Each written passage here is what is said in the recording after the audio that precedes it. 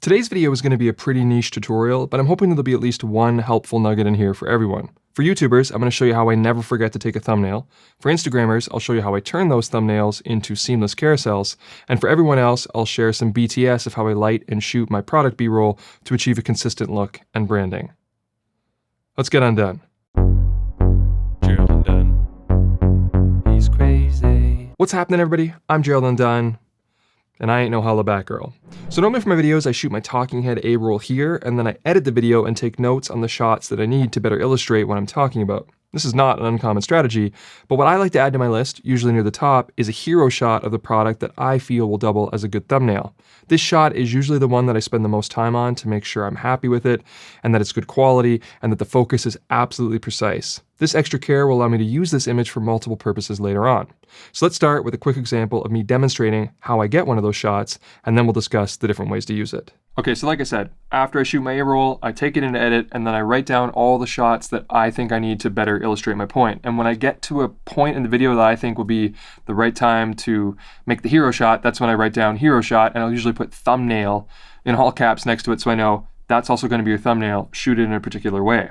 And in case you guys want to see how I do this, I actually make a list and I put the timestamps as well as sort of a checkbox and then the description of it. So that way, as I'm shooting the B-roll, I can check it off, but I also know where in the video to insert it afterwards, and it makes it much easier when you do that next phase of the edit where you just pop it in the B-roll. So for example, for the demonstration shot that we're going to do today, I would write down, let's say 1 minute, 25 seconds, and I would say, in this case, it's a Game Boy hero shot.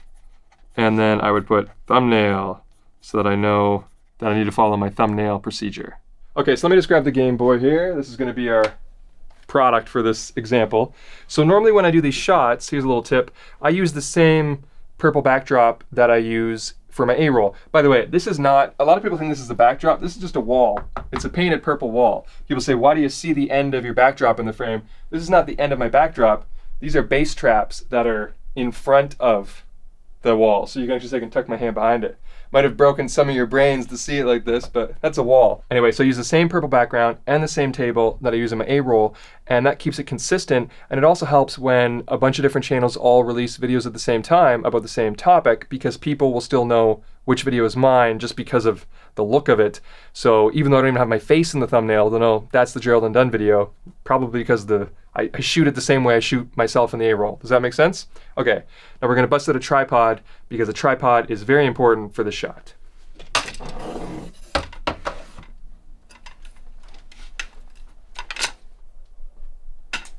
Okay, so like I said, it's absolutely crucial that you're on a tripod because we're converting video into a still, so we don't want it moving and we don't want any motion blur on the subject that's gonna sort of affect its sharpness and break the illusion that it's a photo instead of video. And we also want to get low with the tripod. We don't want to be shooting down at the Game Boy because it's going to make the Game Boy look kind of minimal and not important. So we want to get low, and it'll make it seem bigger and more important in the frame, which will also help when the thumbnails are viewed, small in the feed. We won't lose a lot of the detail and the gravitas by making the thumbnail small. People will still be able to tell, oh, that's a picture of a Game Boy and it's crystal clear. Okay, so we're set up in that regard, but the shot doesn't look that good because we haven't done the lighting yet. So let's go over the lighting now. So I'm gonna use a lot of the same lighting that I use from a regular A-roll, but just manipulate it in different ways. So I'm still gonna use this is a 300E behind the light dome.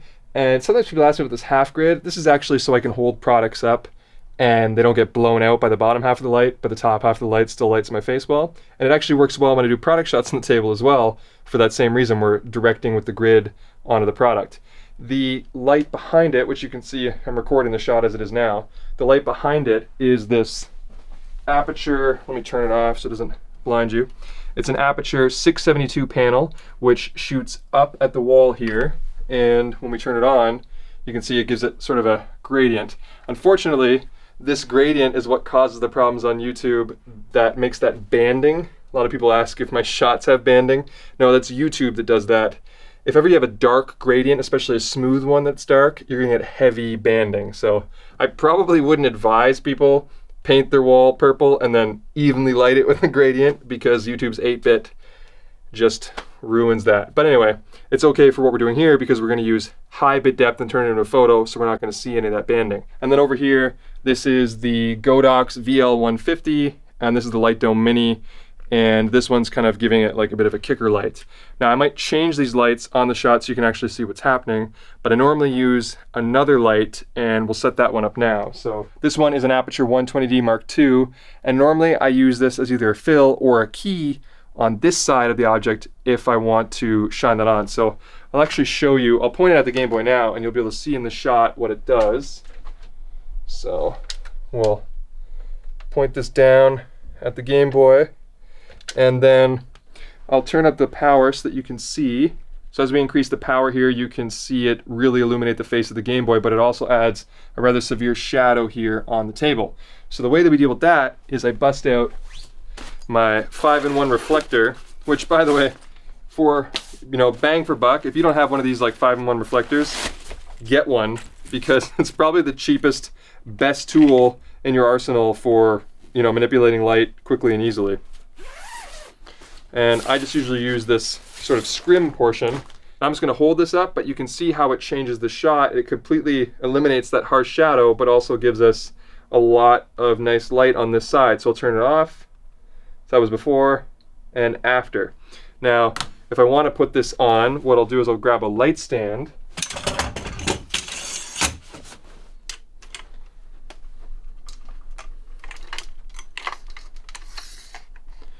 And I'll place it here. And for a small space, this is helpful because it allows me to keep like minimal square footage and keep lights like up and mounted. And then just when I want to, I can put the scrim and then use it, you know, but when I don't, I can take it all down and it's not really in the way, it just stays up there. Okay, so we can hang it up here by this little loop. And then if it's moving around too much, you can grab a clamp. You can just clamp it to the pole so that it doesn't swivel around on you, and then position it. And then I'm using the Fresnel attachment on the light here, so that helps me. I can get this now becomes our source, so we want to get that nice and close.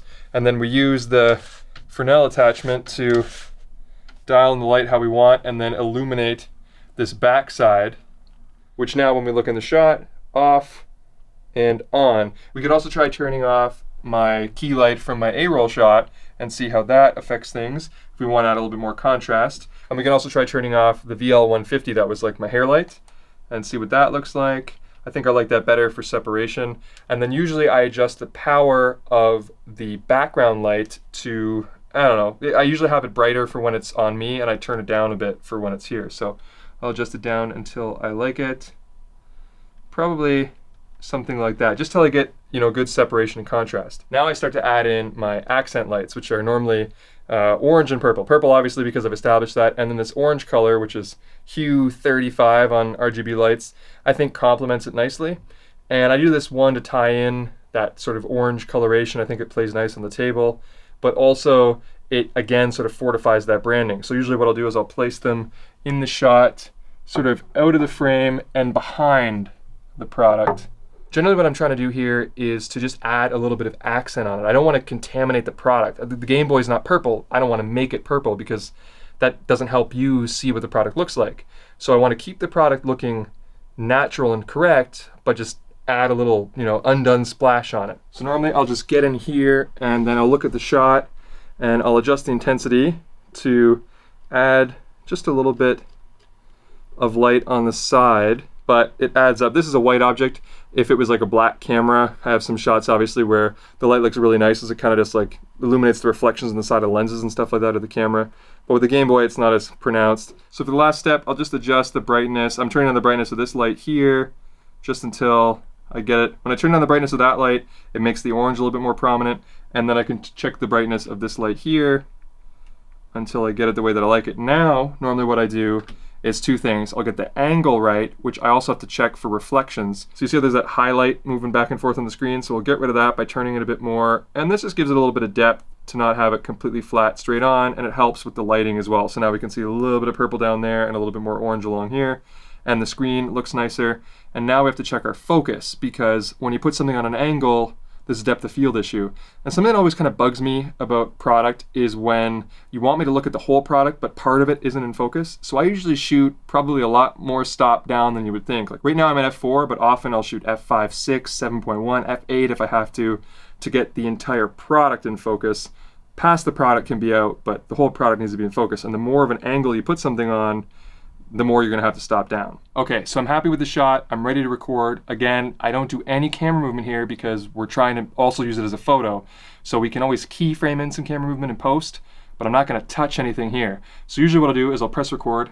I've already been recording this whole time to kind of let you see how we change things, but I would press record, then I would step away from the camera, and I would make sure that I'm not like, that I wasn't reflecting in the shot, so I might stand back and just be still, let it go for 10 seconds so I have a good chunk to work with.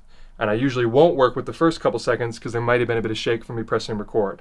So just do that, and then I would stop recording, and then this is where I would usually shoot the rest of my B-roll if I had other details that I wanted to show on the camera, or on the Game Boy, that's not a camera. I would do all those now, but for this example, we're just gonna take this hero shot, jump into post, and I'll show you the next steps. Okay, so here's the shot we just got of the Game Boy. It's ungraded, it's logs. This is why it looks like this. We'll jump over in the color tab, and I'll show you sort of a quick workflow on this. I have a lot of videos on color grade, and this is not what this one's gonna be. So if I have a LUT here for S-Log2, and then this is just a basic contrast adjustment, and then this one is a grade that I use, which just emphasizes the whole purple-orange thing. And that's it. So before and after, and it looks pretty much like how it looked to me on the Ninja when I was shooting, because I had this LUT loaded onto the Ninja. And I think we have a nice image right here. And then if I wanted this to go in the video as the hero shot but put some motion in it, then I would, like I said, I would do that motion in post. So we could just keyframe a little zoom and positioning maybe at the beginning of the clip, and then jump to the end of the clip, and just, I don't know, maybe we'll punch in on it a little bit like this as the shot goes by. And then we'll just set our keyframes from start to finish, and this is what the shot would look like in the video. Now when we go to export this as a still, we don't want to use this punched in camera movement and post thing, so we'll slide all the way back to the beginning so we have the widest image to work with. And then if we jump over to the color tab, we want to export this in the highest quality that we can, which in Resolve, you can actually export it as a TIFF file, which will be great for when we want to work with this image later on, maybe in Photoshop, which I like to do. And you'll also notice here that there is no banding in the background, like I said, and that's because we're using 10-bit right now, and if we export it as a TIFF file, we're going to maintain that bit depth. But you have to be careful. If you export it as a JPEG, it's possible you might get some banding or some artifacts. So if we just right click and choose grab still, then we can right click on that and choose export. And one of the options here is a TIFF, so we'll choose that, and then we'll just type in Game Boy and export it. Okay, so now we have the image open in Photoshop, and you can see that it looks a little bit flatter than it did in Resolve, which is good because it'll give us a bit more latitude to work with in post. So the first thing I like to do is unlock the layer, and we'll make a copy of it. And then I like to go to Filter and Convert for Smart Filters, which will allow me to non-destructively apply Camera Raw Filter so we can go back in and out and edit it and not have to worry about it. So we'll go Filter, Camera Raw Filter, and I like to use Camera Raw Filter just because it's a tool that I like and I'm used to it. Now you'll notice that I have the canvas background set to white, and I recommend this because it makes it easier for you to see how your thumbnail is going to look on a white background for browsers or apps that aren't using dark mode. And if you just right click, you can change it from white, light gray, medium gray, and you do the same thing in the Photoshop canvas as well. But white makes it easy to get a better sense for the contrast for when people are looking at it with a bright screen so that the image doesn't get lost, I guess, in the brightness. So now we'll come in here and we'll just make some basic corrections. Now normally for thumbnails, you can actually get away with making corrections that maybe would be a bit more extreme than you would do with a regular photo because you want your image to pop when small, so you can make a few more aggressive adjustments than what you would probably do on a regular photo, and that's okay. And then what I recommend doing is zooming way out so that again you can see it sort of small on that white background to give you a better sense of how it's going to work as a thumbnail. I think I might have gone a bit heavy with the vignette, so I'll make an adjustment here while it's small so that I can get a better sense for what it'll look like. And same thing if you want to adjust your exposure or your contrast while you're looking at it small, this will help. And once we have those adjustments done, then we can press OK. And the reason why I like to use it as a smart filter is that I can always just double click on Camera Raw again and then go back in and all my changes are there and I can keep working with them without them being destructive had I not used a smart filter. Now, even though I said it was okay to get a bit carried away with your sliders, the only one that I probably wouldn't get too aggressive with is sharpening. Because right now this image is 4K, but when we downscale it down to 1080p, which is what we need for a thumbnail, the edges tend to get a bit sharper and harsher to begin with. So if you have too much sharpening in the 4K version, the 1080p version is going to look terrible. So I probably wouldn't even adjust the sharpening if you followed the shooting steps, because you should have a nice sharp image to begin with. So we'll just leave that normal, and we might even get a boost of sharpness when we convert it down to 1080p. In the meantime, this is when you could touch up a few, imperfections or some dust on the table if you wanted. Okay, so when we're done with our edits, this is where we'll turn it into the 1080p version. So I'll bring up the image sizer and change it to 1920 by 1080, and then I will save this out as a JPEG. Call it thumbnail. And then I like to inspect that 1080p version to make sure nothing weird happened, because like I said, sometimes you'll get banding, sometimes you'll have too much sharpness or harshness around the edges. You can actually see that some of these scratches have become more pronounced now, making it a 1080p version. So if I wanted to go back in and fix those things, I would. If I was otherwise happy with it, what I like to do then, I'll go back in the history so I have the full 4K version, and then I will save that as well so that I have a 4K JPEG, and I'll call this, full res or something like that. And this is the one that we're going to make our Instagram edit from. I probably wouldn't actually use the seamless carousel for this image, but I'll still show you it because I said that I would. But for this one, you might be able to get away with just a regular 4:5 crop. So let's see, I put in 4:5, and it's a bit tight, but that might be a better single Instagram post than splitting it into two, because there's not a lot going on the sides of the frame to actually warrant doing a seamless carousel. But I'll show you how we do it anyway. So normally what I do is I take a guide and I place it somewhere in the center, and I try to decide where I'm going to put it based on having a frame that's kind of enticing enough to make the viewer want to swipe to see what the rest of it is, but be careful not to cut off any details in a weird way where there's like a little fragment hanging over that probably shouldn't be there. It's actually quite tricky with this Game Boy, but I try and find somewhere that I thought made a good midline.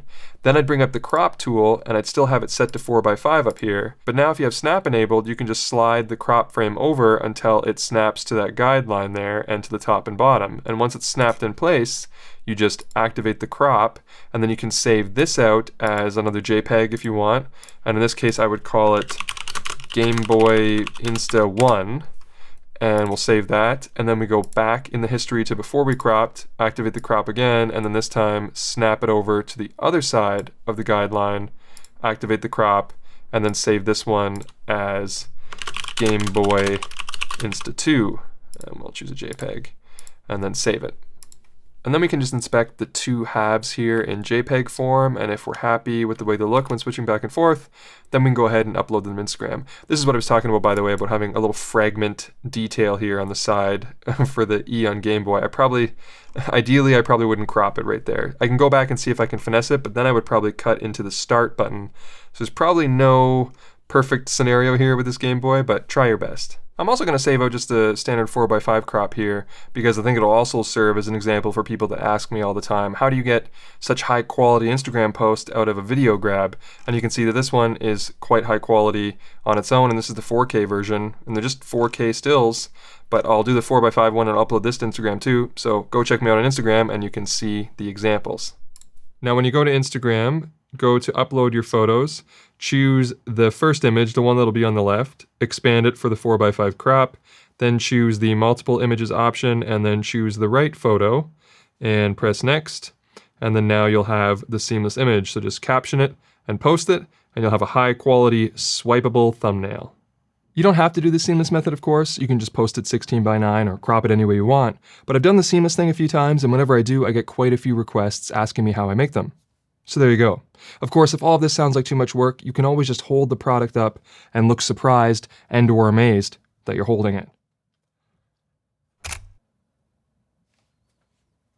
But that's going to be it for me. I hope you found this video entertaining, or at least helpful. And if you did, make sure to leave it the old thumbs up and consider subscribing if you haven't already. But if you did not find this video helpful or entertaining, try setting the playback speed to 75%. Yeah, all right. I'm done.